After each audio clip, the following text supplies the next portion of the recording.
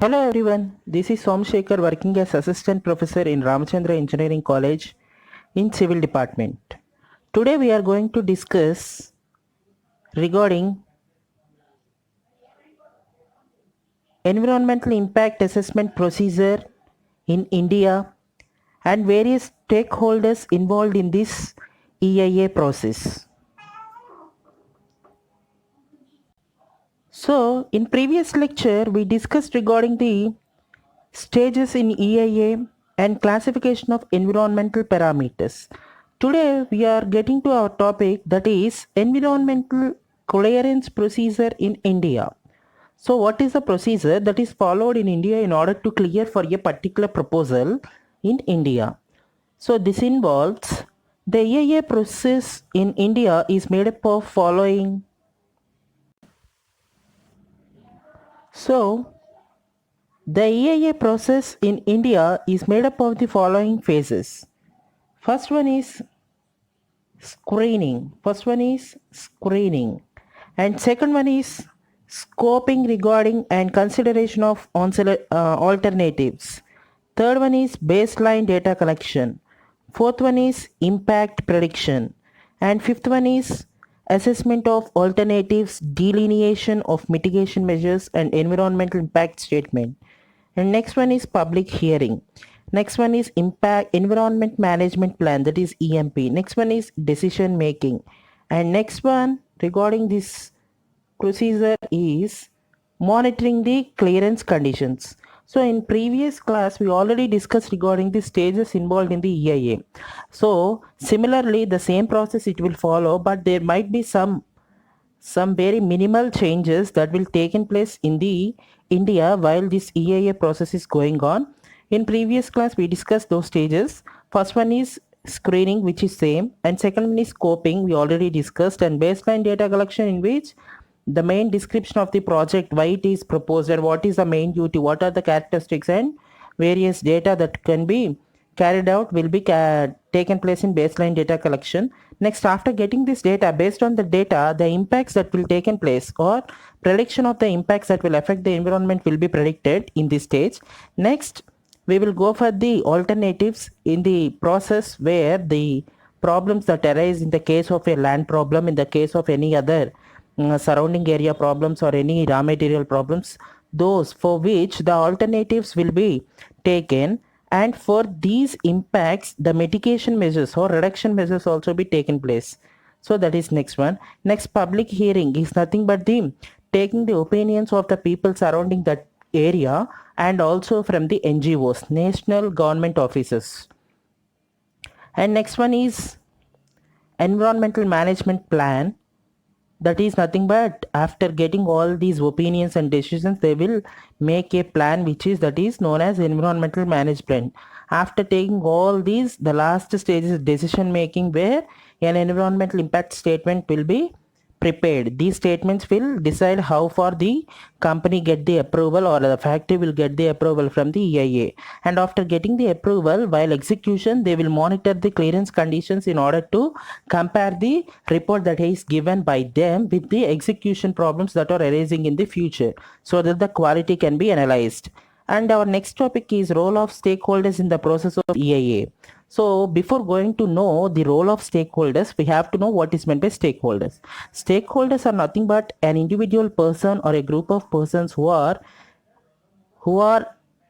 very much interested in doing some duty or involving some public service or involving some business. So there are various stakeholders who are involving in order to get the EIA process. So let us discuss with the various stakeholders. The first stakeholder is EIA authority. This is the first stakeholder who does the work initially in the process of approval for the any factory which is going to get the proposal. Next one is project proponent. Third one is EIA consultant. Fourth one is project affected people. Next one is other stakeholders, including local, national and regional NGOs, industry and trades associations, media, academics, regional institutions, and the last one is neighboring country governments. So let us discuss each stakeholder separately. So who is the first stakeholder for us? EIA authority, that is Environmental Impact Assessment Authority. So what is their stakeholder work in the process of this EIA? So let us discuss. The first one is maintain records. First one is maintain records. Maintaining the records and taking the decisions. By taking these decisions, all of the project proposals undergoing EA processes will be maintained with record. That is, in this stakeholder work, they have to maintain all the project proposals that are coming across for their duty, and those proposals should maintain a record. And second one is make the screening decision.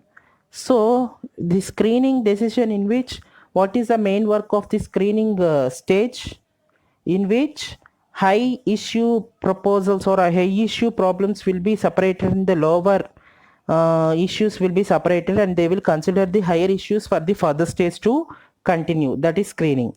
Next, make a decision on the scoping report and draft terms of references. Scoping report, in which higher issue problems will be considered, and they will make a report that is known as scoping report, and it will be drafted with reference to the various guidelines, conditions and terms that are already prescribed or drafted by the EIA authority. Next one is review EIA reports and make recommendations to the decision maker. So after taking this report, that report will be reviewed by this EIA authority and make certain recommendations wherever required in order to get the decision. And this will be leads to the taking of a decision from the decision maker. Next one is conduct public participation process as part of EIA report review step. In order to get the EIA review step, public participation has to be taken place. Either it may be the surrounding people at the place where this industry is to be constructed. Their opinions has to be included while we are going for the review and report which is taking place, and issue the environmental permits to proceed.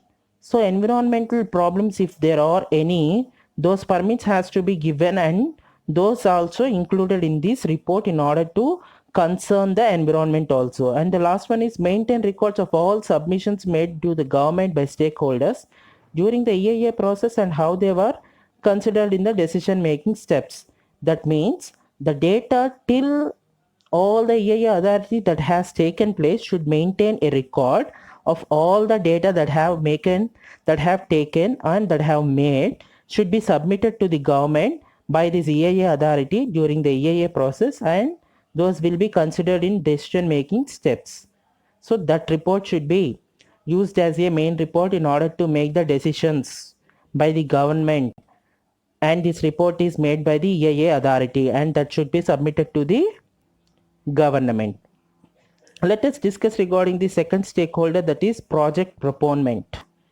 So what is the duty of this project proponent? So initiate project proposal.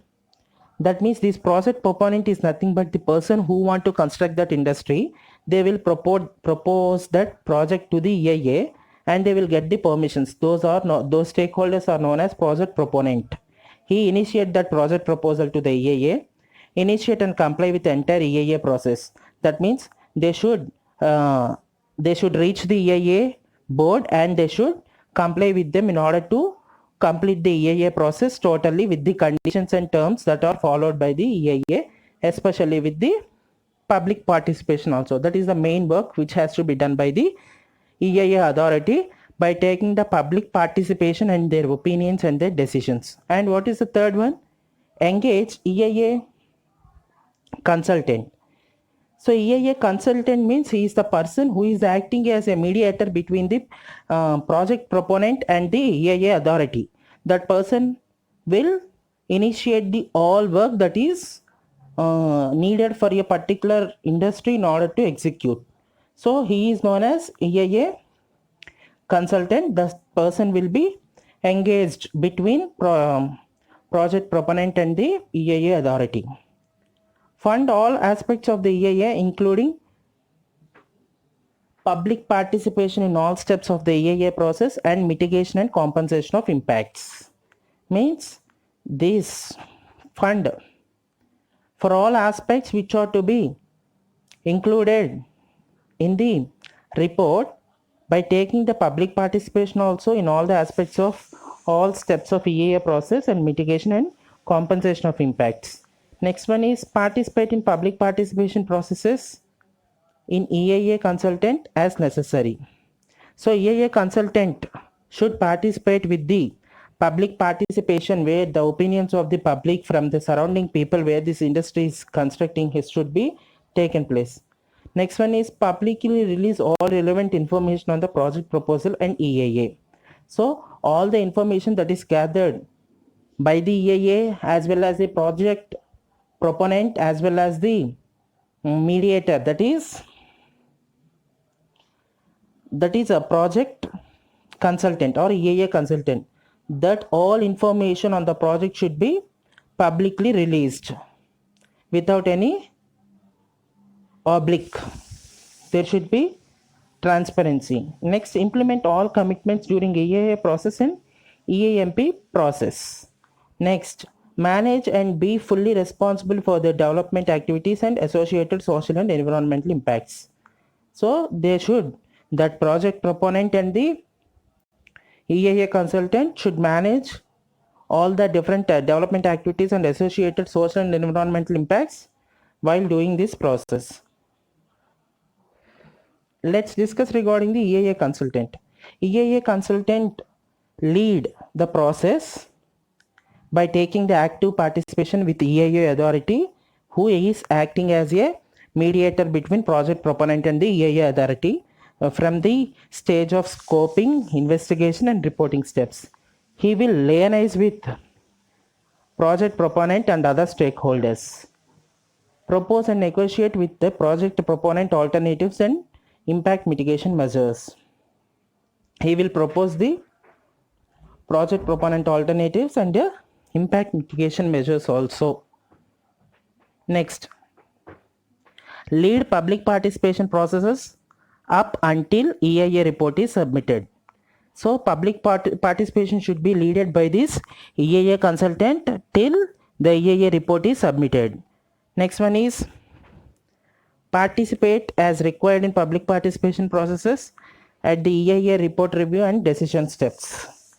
That is, he should participate as required in public participation processes at the EIA report review as well as in the decision steps. Report review while it is making, he should be actively participate, as well as in the decision making also, or decision steps he should participate, as he is the active member on behalf of the project proponent to the EIA authority.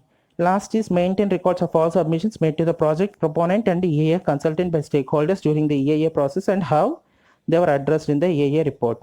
That means he should maintain all the records that are getting from the project proponent as well as the EIA authority, and those records should be addressed in the EIA report. Next, project affected people. These are the other stakeholders who are in the project EIA process. So where be aware of the project proposals in areas that could affect them. That means these are the people who are surrounding the area where this industry is to be laid. Those are project affected people. Next, read and consider information about project proposals that could affect them. They should know the details of this project and when and where this project is to be implemented and what are the effects that will be going to take place in future. Next, third one, engage as much as practicable with project proponents, EIA consultants, other PAP and other stakeholders regarding project proposals. These people must be engaged in all aspects of the work that is going on in the EIA procedure. That is during the project proponents work, during the EIA consultant work, and other project affected people and other stakeholders regarding project proposals. Thereafter, till all these processes, everyone has to be in active participation. Next one is help identify potential risks and impacts of project proposals as well as people, project alternatives and impact avoidance strategies. That means as these project affected people are included and their decisions are taking or opinions are taking regarding these risks and impacts of project proposals, those project alternatives and impact avoidance strategies has to be help to these project affected people, how they should rescue whenever any impact taken place due to that industry at that place where these people are living. Next, identify and communicate community needs, desires and expectations from project proposals. Next one, make formal submissions and comments to the project proponent, EIA consultant and EIA authorities. That means while these project affected people are included with the active participation, they should take the opinions of all these people who are living there and identify the community needs as well as the desires and expectations from these project proposals, and the formal submissions and comments to the project proponent, EIA consultant and EIA authority should be made. So, and the last stakeholders are contribute technical knowledge and expertise to EIA process. And these are the side. In addition to those are the main stakeholders. These are stakeholders who are indirectly helping the EIA process. So these are other stakeholders, technical knowledge and expertise to EIA process. Next one is provide access to environmental and social databases, assist PAP and other stakeholders to understand concepts and participate in a EIA process, disseminate information about the project proposals and EIA process, make formal submissions and comments to the project proponent, EIA consultant and EIA authorities. So these are other subsidized or in addition stakeholders. Last one is neighboring country governments. That means whenever a particular project is taking place at the other borders of other countries, we should take the permission of the other countries, as these impacts will take place in the, or these impacts will influence the other country area also as it is near to them. So those conditions how we have to follow. First one is notify neighbors of project proposals with potential transboundary impacts and implement appropriate transboundary EIA arrangements. That's what I said before. We have to analyze how far the impact of this industry to the other boundary line area will be influenced. That should be made, and those mitigating measures also be initially predicted in order to counteract the effects that takes place beyond the region of territory to the other countries where it will be affected. Next, participate in transboundary EIA processes regarding project proposals in neighboring countries with potential transboundary effects, and participating in this process by including the neighboring country government agents also. Next, facilitate public participation from citizens in other country areas also, as well as in order the EIA processes regarding project proposals in neighboring countries with potential transboundary impacts. Share information about local practices, concerns and needs regarding project proposals, impacts, mitigation measures and management. So similarly, what the process we are taking in our country by including the or involving the local people who are living around the project area and the area which is near to the transboundary line of other country, the people in that country also involved in active participation of their views, which has to be shared, and those mitigating measures also be developed by involving these neighboring country governments. So this is the last stakeholder. With this we completed the first unit. Thank you.